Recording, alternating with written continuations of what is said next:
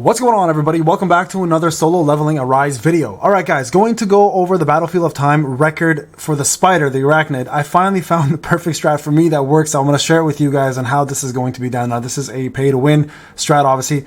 I'm competing against pay-to-win players, hence why this is working for me. If you watched the last stream, we went 4 hours of doing this craziness, and finally, I figured it out, and this is how I did it personally, so hopefully this will help you guys as well too. So I'm going to go through the artifacts, I'm going to go through the actual gear that I have, all my setups and everything, so you guys can see what I'm running, including stats, and how I got third place. I'm going to aim for first. I think it's doable. 16 seconds seems like a lot, but it's actually a couple little tweaks I need to make on my run itself. So first off, Sung Jin Woo, my setup. Okay, so we have ourselves the Blessing Stone currently that I'm using is going to be Sharp Perception. Realistically, this was just to give it a little bit more crit, so it does help.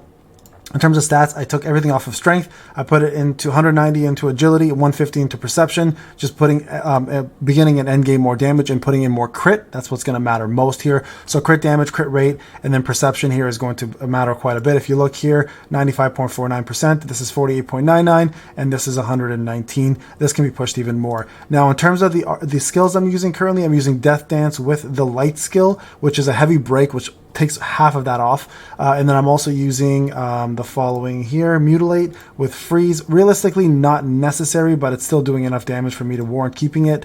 You could technically do something like this as well too. The Hunter will ignore the target's defense, so I mean we'll try this one out next time, see what happens there. And then I have the ultimate skill, of course, is going to be the Truth Mutilate. And then now my actual artifacts, I have this gear. Now this is really helping a lot. So the power gauge increases by 20% more, but what matters most is the 4-piece set, which allows me to gain power gauge at 50% right from the start of the battle and gives the rest of the party 20%. That part, again, doesn't matter, but the 50% matters quite a bit. And then accessory-wise, I'm actually running the HP condition here as follows. HP condition has been changed to 70%, and damage dealt increased by 30% if I have 70% HP or less. Now, this here can be changed. Now, if I could technically run the Beast set, which I was actually just working on earlier, so I could, let's just try this out. I'll see how this goes in comparison. Okay, so we'll change artifacts.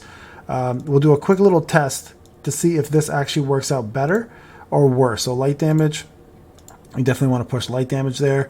We'll change this as well too. So skeleton ring into the, where is that ring? One sec, guys, gotta find it. Skeleton ring, was it? I'm pretty sure I had the full set. There it is. Yeah, it's a white ring, but it had the stats that I wanted, right? And then here we're gonna do the B set here. Now these sets are obviously weaker than the current set I have, but the bonus is you're gonna get yourself additional crit and attack. So we're gonna try this. I haven't tested this one out yet with the new build, but that's the setup there. The usual build I have are the skeleton ones. Okay, so if you can see here, here's all the stats. Okay, so attack, etc. Everything's pretty much built off of the stats, and then these are the skills again, and the weapons I'm going to be using are as follows. Okay, I'll show you guys in a second. Actually, you can see them there. There are going to be the bow and arrow here. That's the light weapon, which is going to be used for stun and massive one hit damage. And then, of course, I've got the huntsman here. That's there to do break damage. Choi for DPS.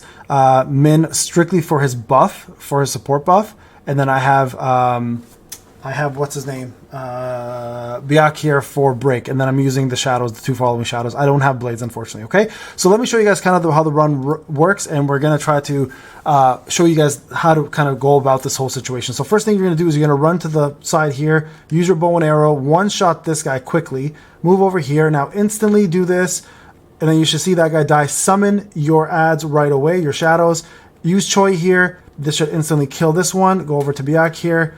Mutilate, take this guy out, okay, and then you move on to the ads that are left over here. Okay, so this here should be your primary goal. Now if you do this properly, you should have this pretty much done in a second, and then this boss here should die fairly quickly as well. Okay, so there you guys go. So there I shaved 5.5 seconds off there. Now this is where it gets tricky. Okay, you at 42 health bars, I've now figured that out finally. He actually goes into his little recession mode where he hides in upstairs and gets health back. So you need to kill him. You need to break him before he goes to 42. You guys can see there, I'm already at 45, 44. That's how much that bow and arrow does. It's nuts. So you got to be very, very careful here to not push him all the way through. If you do, you're in trouble. You gotta try to see. This is what I'm talking about. So right there, I messed that up. So the bow and arrow hit too hard. I need to break him there. Once I break him, I do one more bow and arrow, and then my ultimate, and it's over. Okay, so that's pretty much how the run works. I'll try it again here and see if I can mimic it again. This time with a little bit more success, hopefully. Let's go over here. This was a little slower already. Okay, that's gonna kill him. Gonna summon this guy up, kill him.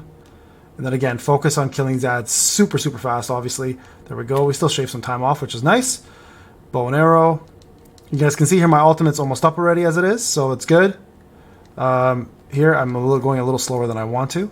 Oh yeah, lethargy is really messing me up hard. Okay, yeah, we kind of lost time there. It's okay, we'll try this out. At least I'll show you guys how it works. If my time is a little lower, I'll let you guys know, obviously, and I'll stop. But here, you have to dodge those. If you don't dodge those, you're kind of screwing yourself over.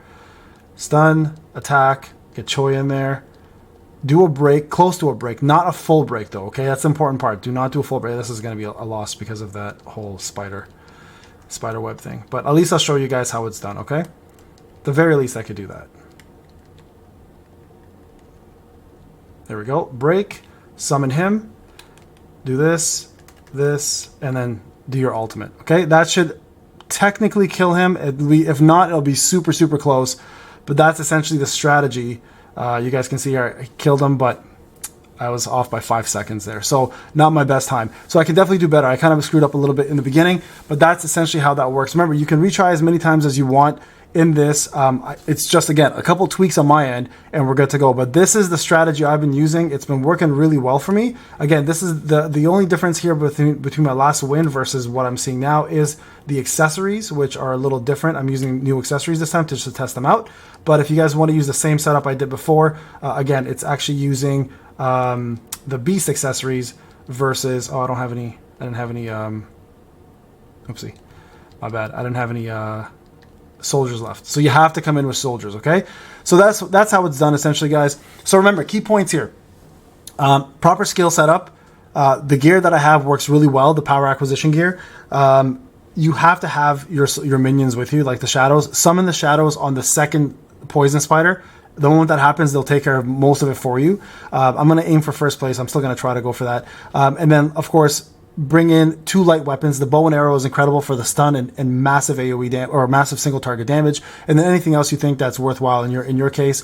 And then, of course, the spider boss, you have to dodge those. Anything he throws at you, pretty much just dodge.